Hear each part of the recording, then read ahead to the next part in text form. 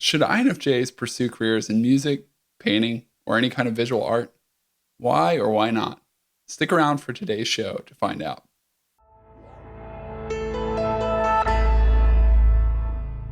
You can find successful INFJs in almost any career, so it's not fair to pigeonhole our personality into one job.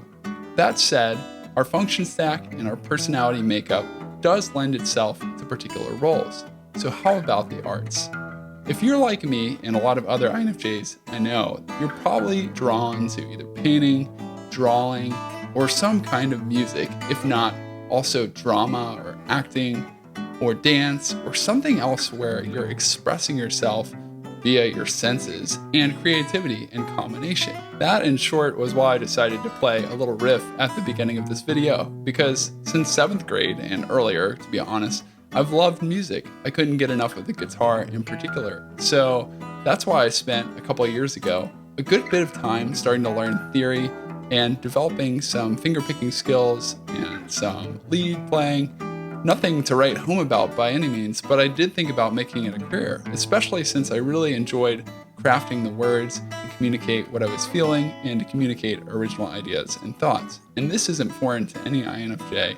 There's something special about music and the arts that allows us to express our inner creativity and vision in a way that no other form of work really can. And sometimes music or a painting or some kind of visual art form can express just what we're feeling like no words can. The best career advice that I've ever heard is from the book Do What You Are. And in short, it says that a good career for you is one where you can be doing something that allows you to use the whole of your personality and to do it to the extent that's comfortable for you.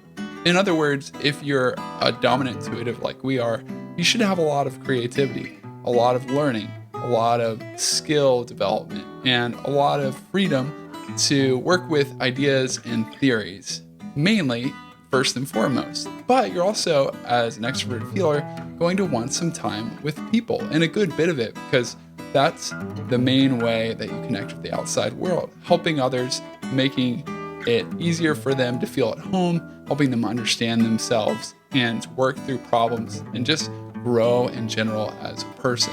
But it doesn't stop there.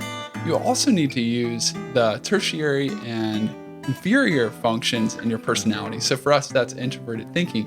And we want an ability to come up with better systems that are more efficient, that solve problems in an original way, and help us to get things done more effectively and efficiently. And then the extroverted sensing part of us is that beauty and loving part that really enjoys being outdoors or going on a hike, or in terms of what we're talking about today, that really draws us toward music and visual creativity.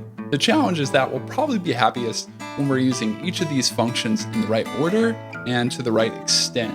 So for instance, if we were to flip our personality upside down and mainly use sensing and then do some introverted thinking and then use our extroverted feeling and then our introverted intuition, we're going to get frustrated pretty quickly because we're having to focus on the part of our personality that we haven't developed as well.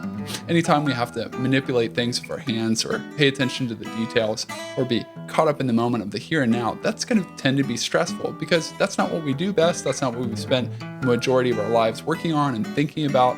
The part of us that we know really well is that introverted intuition part of us, and we want that to be at the top.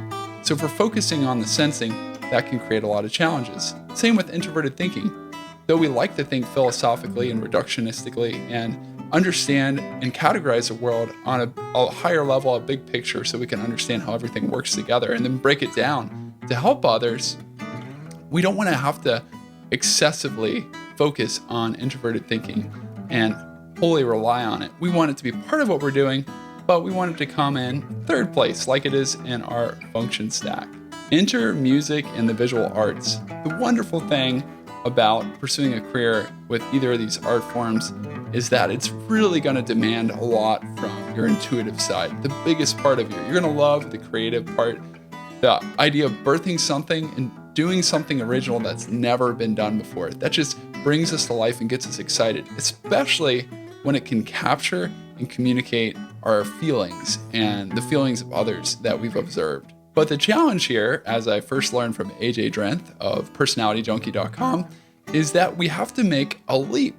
When we're working with painting or playing an instrument or singing or dancing, some kind of visual or formal arts, we have to make the leap from creativity to sensing. And there's a high demand on using sensing. The challenge again is that we haven't really developed sensing that well, and it's going to take a lot of extra effort to do that. It's much more natural, argues AJ Drenth, and I can affirm from my experience, to go from introverted intuition into extroverted feeling, where we're understanding the thoughts and emotions of others, or helping people understand how the human mind works, or how someone else's personality works, or some theory that explains how people grow and develop, or something of the like. It's easy to do that because we're using our favorite introverted function and our favorite extroverted function, the ones that we've spent so much time developing. When you have to make the leap from intuition to sensing all the time, you may be able to do it, but it's going to be frustrating unless you put in years and years and years of work developing that sensing. And it can be done. It can definitely be done, especially if you're drawn to it. So don't be discouraged if that's something that you really care about.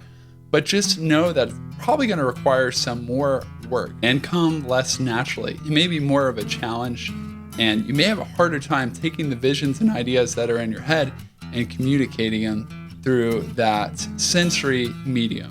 In the end, if you really feel called to the arts, by all means, pursue them. But if you're hesitant or not really sure, or you feel frustrated a lot of the time when you're trying to express your creative side via your senses, not that all kinds of work don't need to be developed and take years of time to develop. That's just the nature of how ability is developed. But if you're really feeling frustrated and you're not sure if you should go that way, there are still many ways that you can use your creativity in service of others. And that might be the most natural bridge, as I've argued before. Now, when you're moving from introverted intuition to extroverted feeling, one way that you could do that is via writing. I know a lot of INFJs who love to write, and they in particular are great at taking a nonfiction idea and developing it to help others change and grow. They can break down concepts in ways that are easy to consume and understand, and then they can lay out a process for helping people to mature and develop skills that they'll need to become the people that they want to be. These same abilities tend to make INFJs great counselors and psychologists and self-help authors. But if you're not a nonfiction type of person, or you're really excited about fiction, you might also be interested in trying your hand at writing fiction. I know some INFJs, or I've met some INFJs recently, who have written inspirational stories of people growing and changing. INFJs tend to have an uncanny ability to understand how people work and how they think. So they have a natural gift for developing characters and a plot line. So if working with words and crafting them into a story that captures people's interests and inspires them to grow, even if it's fictional or made up, you might want to try your hand at writing fiction. But writing isn't the only way to use your creativity. There are great INFJ YouTubers, there are great INFJ podcasters, there are great INFJ radio hosts.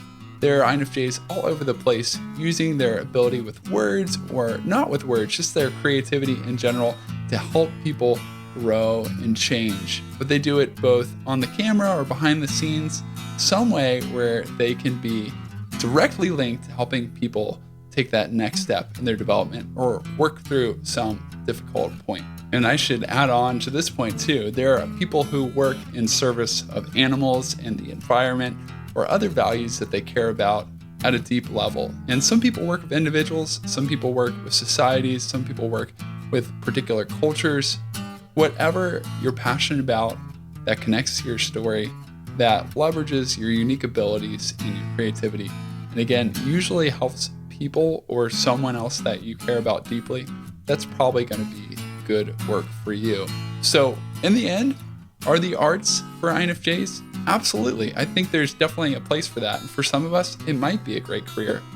It's just important to keep in mind that it's probably going to take some extra work, especially if you haven't had a lot of experience working with your senses before. For some of us, it can get overwhelming fast. So I'd say for all of us, pursuing some kind of art as an avocation is a definite must and an important thing to do for overcoming stress and expressing our creativity. So definitely explore that. I love playing my guitar. I love creating because it's such a stress reliever.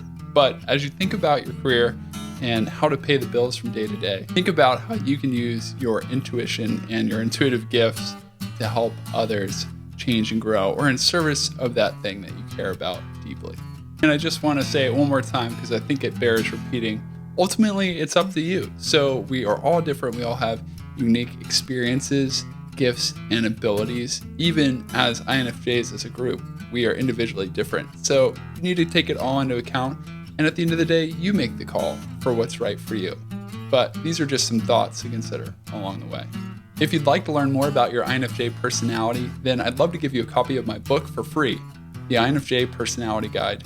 In it, you'll learn about the mindsets and motivations that cause you to do what you do, and you'll also learn about some common INFJ problems and solutions to those problems. I wrote the book to help you understand that you're not messed up or broken, but just different, and the world needs the gifts you have to offer.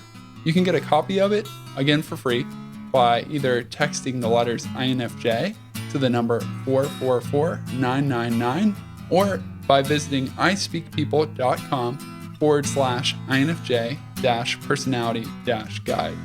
You can find that link in the description below this video. Thank you so much for watching this video. I hope that it served you. If you haven't yet subscribed to the channel, I encourage you to do that. There will be new videos, tips, and insights each and every week for INFJs just like you. And if you're already a subscriber, thank you so much for watching. I look forward to seeing you on the next show.